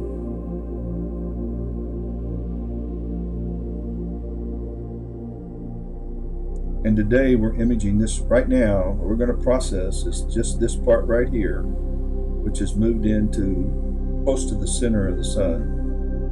And that's what we're seeing, right?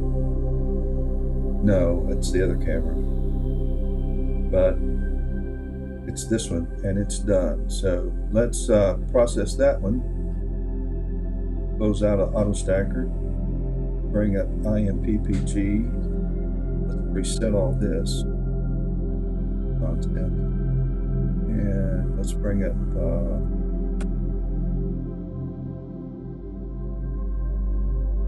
and it's going to be 600 by 800 folder, and I say 5% of 1,000 or 50 of these, and we're going to process it all. We got to reset this curve. And let's drag this all the way down here. Bring it up. Oh, doo-doo. Doo-doo. See my dust? I did this wrong. Hang on a minute. I forgot what I was doing. I'm going to redo it. Back to AutoStacker. Can't believe I did that. All right, remember I took flats, I defocused, so I've got to go, got it. Not thinking, guys, I'm not thinking, work flat. And I'm gonna take the last one, I'm gonna open it. And the only thing I'm gonna do as soon as it comes up, and it hadn't come up yet, why hasn't it come up? Open. Flat.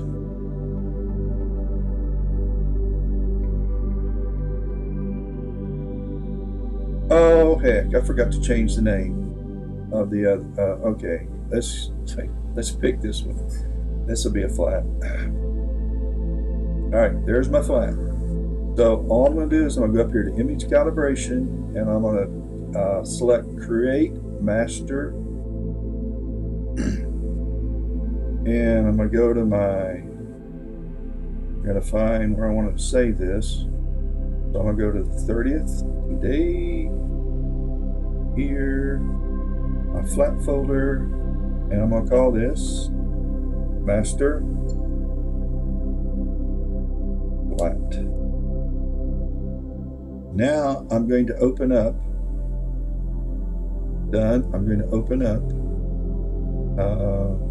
one of the 600 by 800 images. That's where we changed the field of view. No, I'm not the one I just processed. Let's pick, say, this one right here, the second one. And if you see this dust here, and hopefully it'll go away when I go to image calibration and I load this new master flat. And there it is. It remembers where it is, and it went away. So now I got to process it again, and I removed the dirt and the smudge and the junk and the stuff. So there's a couple of ways that you can apply flats using AutoStacker or SharpCat. And you can go up here to capture and go down to capture flats, and then it brings up software, and you pick how many you want to take and average, and it will take flats, it will take bias, it will average out your flats, it will calibrate your flats, it'll subtract the bias master, and you will have a master flat frame, and it'll apply it against all of your images as you take them. And I like that because it's removing the dirt from your images as you go. But it doesn't do as good a job as AutoStacker's removal of it. It'll do it, but not as good a job. So let's get rid of the histogram, and let's just check out the sun while we're wrong way. Since we can, we might as well take another image using Scout, so we'll change the name back to Scout, and go ahead and rack off. Let's go to 500 frames.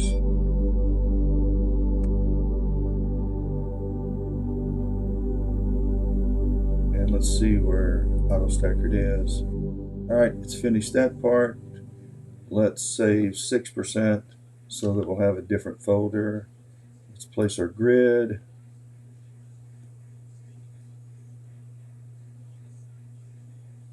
That's a lot of reference points. Let's clear that out. I don't need 10,000 reference points. Let's clear. Let's go to 16, and let's just apply.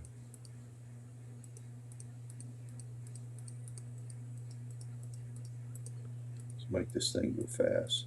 Put one there, put one there, there, put one there, there, there, there, there, there, there, there. Let's go up to 48. Let's put one here, inside here, here, here, here, here. Let's go up to 104. Let's put a big one. Let's go outside. And let's go ahead and stack them.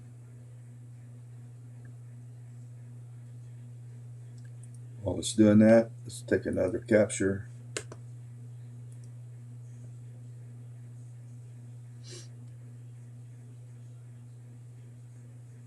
Do do do do do do do. Do do do do do do do. Do do do do do do do do do do. All right, we are done. We're going to close you out for today. Bring up IMPPG.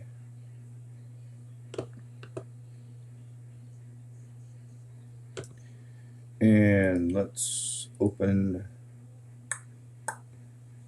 the 6%. So we want the 6% folder. And here we come. Let's fit the box and let's do it all. We need our curve. And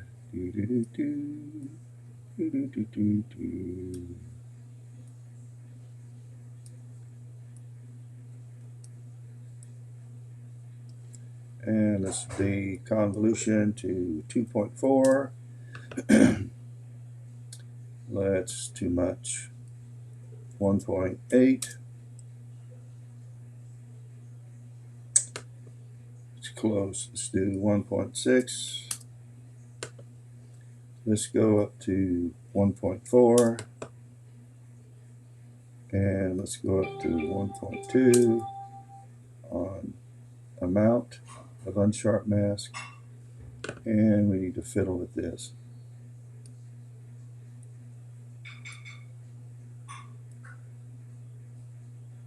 And there you are with the flats applied.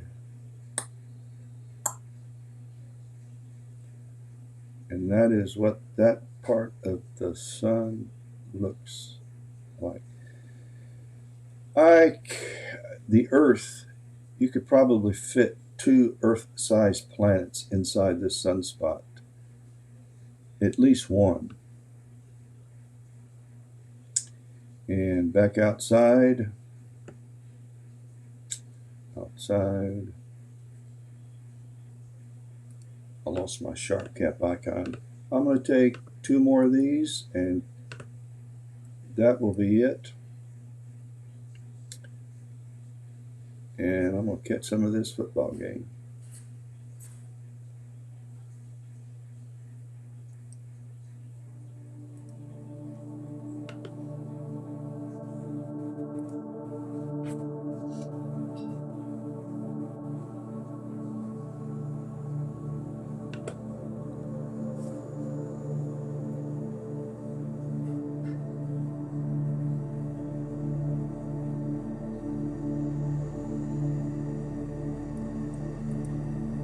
Let's move it down some.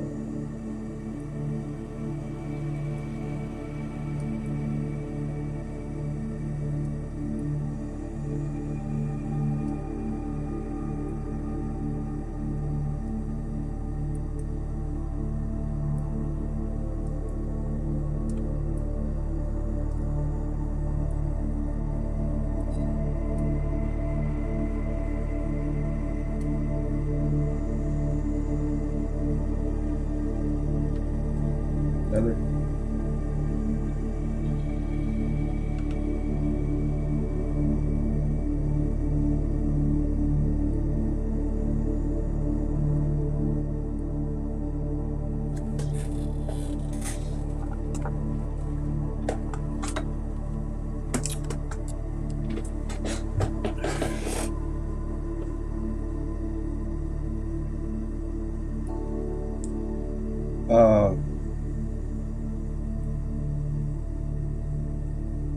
To everyone else that's joined up, is that the sound? It's loud? I can't tell.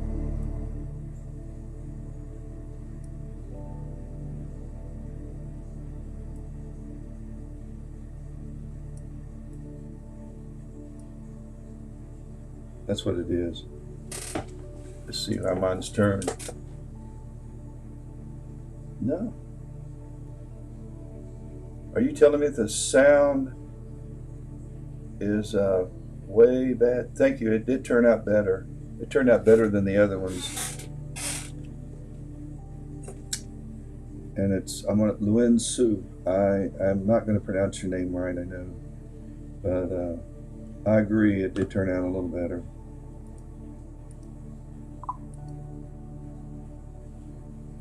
Not a lot better.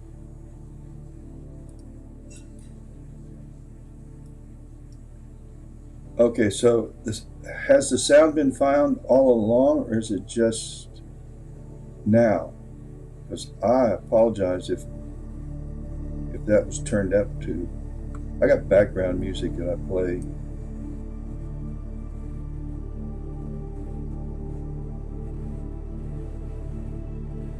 All right, I'm gonna take one more.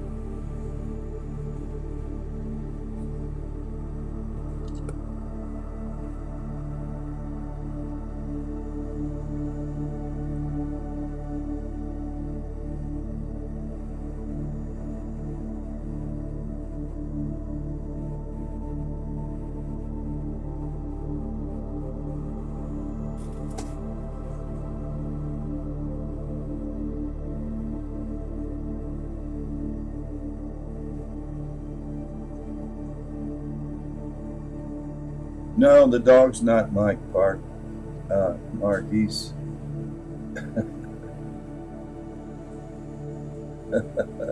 I just saw that. No, he's just happy.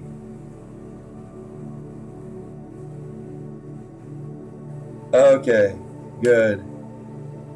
No, he's right underneath me. He goes where I go. I take a step, he takes a step.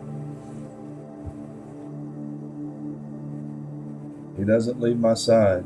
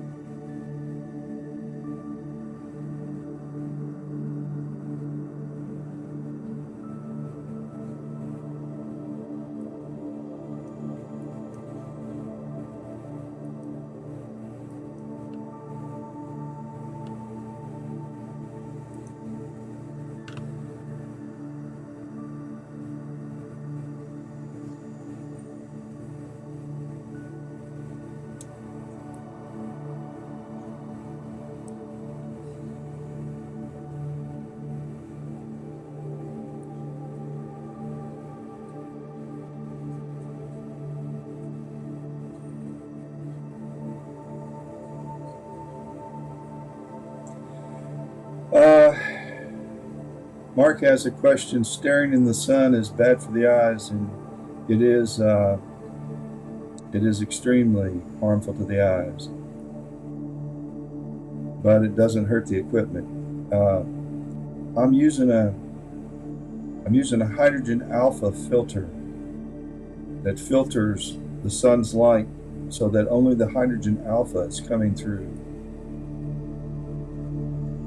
And I'm also using what's called an IR UV cut filter that helps that process. If I didn't, it would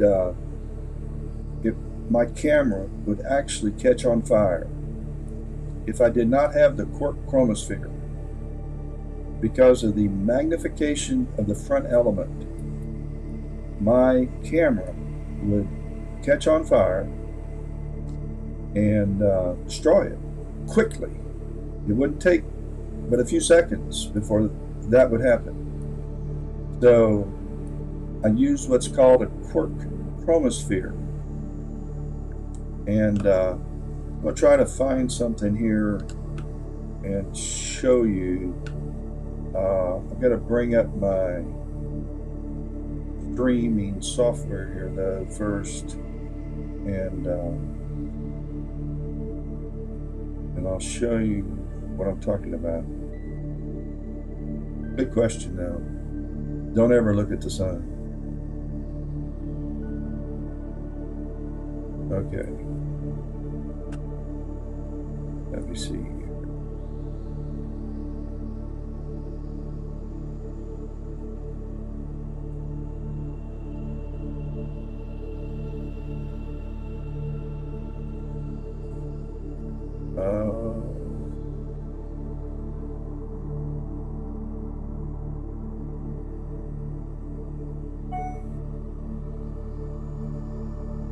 Okay.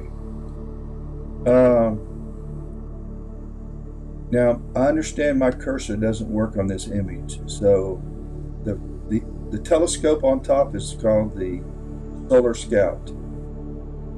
And the camera's at the back.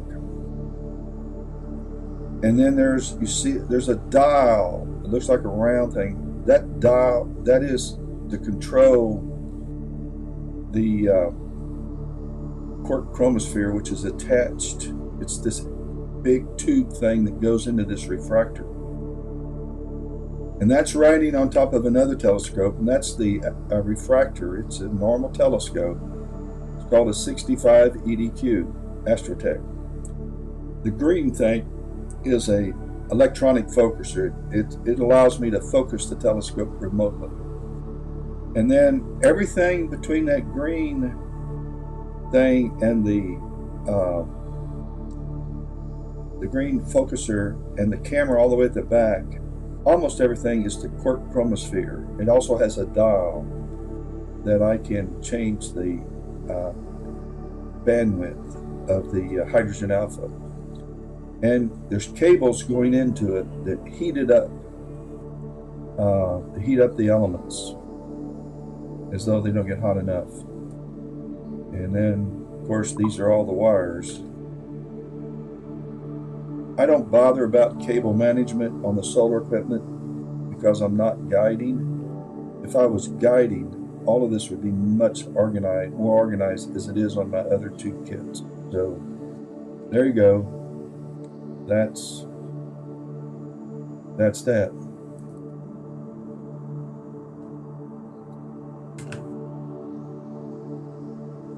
So, oh, it's not big.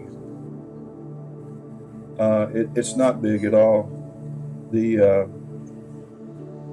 that's a 60 millimeter. It's a very small telescope. But then the Quark Chromosphere that's attached to it has a 4.2x Barlow, which means it multiplies the focal length, the 60 millimeters, by 4.2. So that's 2,400 millimeters. And that's why the sun seems bigger. And then on the refractor, that's at 425 millimeter. So 4 times that is the focal length of that scope. And that's why that image is, I can't get the whole disk in with that image. I can only get like 40% of the sun in with that image. So that's kind of the way that works. But I use both. I like to see the full disk. I like to image the full disk. And at the same time, I'm also, I like to zoom in. Although I can, let's say that, let me do this. Let me change this capture area from 26 to, let's go down to, so I can zoom in, and over here you see this box. This is where I'm at right now on the sun. So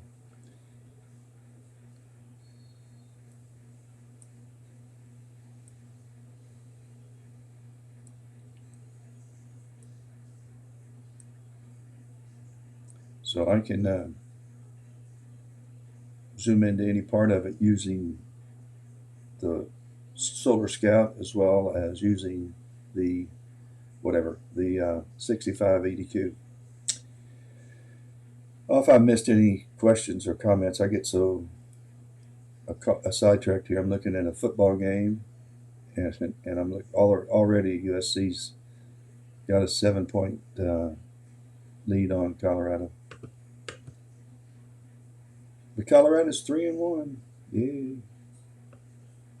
They'll win 6 games this year, and that'll be awesome. Okay, well, friends, family, Astro fans, I hope everybody has a terrific, this is terrific weekend, and I hope all your teams win if you're a pull for sports. Until then, I'll be back tonight imaging live. So If you're not doing anything, subscribe and you'll be notified. Um, I don't, you might, I don't know. I don't really know how. I don't know if there's something about ringing a bell and you'll be notified. Maybe that's what you're supposed to do, ring a bell. But I don't know where the bell is. I've watched other YouTube channels where it says ring a bell and you'll be notified. I'm never notified, and I've never found the bell to ring. So I don't think subscribing does it. Maybe it's notifying